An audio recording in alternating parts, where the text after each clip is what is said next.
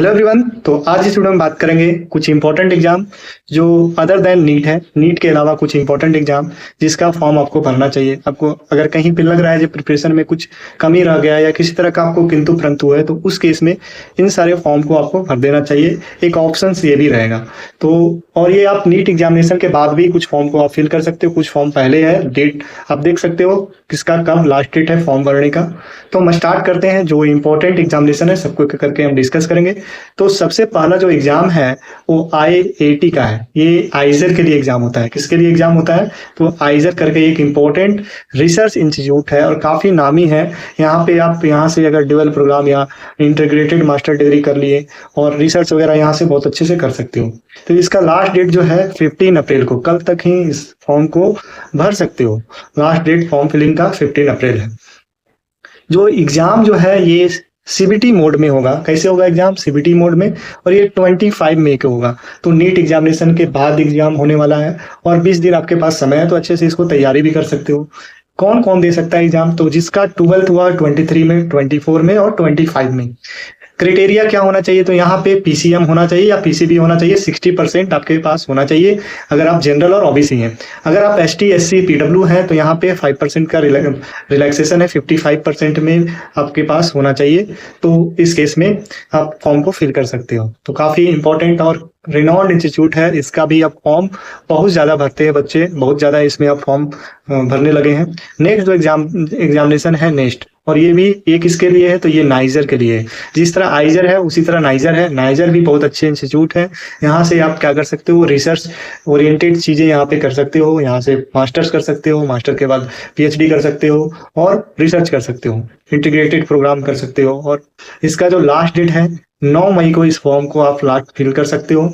Examination जो होगा ये 22 जून का होगा। इसमें बहुत सारा समय मिल गया आपको। तो इस फॉर्म को भरने के बाद आप काफी अच्छा समय मिला, आप यहाँ पे तैयारी कर सकते हो।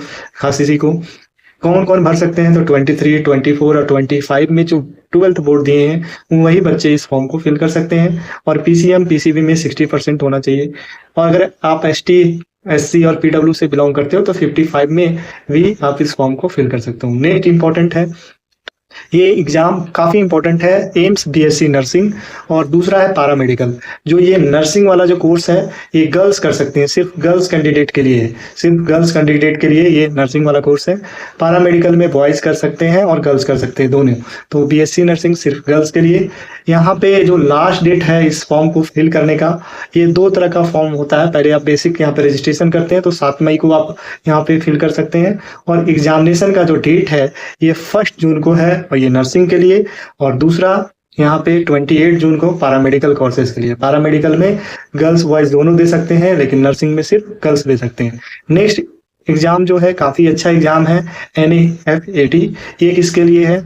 National forensic science cyber security के लिए ये एग्जामिनेशन है। तो यहाँ पे आप इसका लास्ट डेट क्या है? तो 5 मई को फॉर्म भरने का लास्ट डेट है। एग्जामिनेशन है 7 और 8 जून को। यहाँ पे क्या क्या प्रोग्राम है? तो यहाँ पे ये फॉरेंसिक साइंस या साइबर सिक्योरिटी, क्रिमिनोलॉजी, इसमें आप BSc और मास्टर्स कर सकते हो अगर आप फॉरेंसिक साइंस में इंटरेस्ट रखते हो। या इसमें भी बहुत अच्छे कैरियर है। यहाँ पे आपको गवर्नमेंट जॉब या लैब वगैरह में भी बहुत सारा जगह काम मिल सकता है। तो ये काफी इंपॉर्टेंट है। यहाँ पे BSc करने के लिए आपको 60% PCB और PCM में होना चाहिए। यहाँ पे जो ईयर का रिस्ट्रिक्शन हटा दिया जाए, कभी भी आप 12th किए हो, मतलब 2-4 पीछे साल का भी आपका यहाँ पे चल सकता है।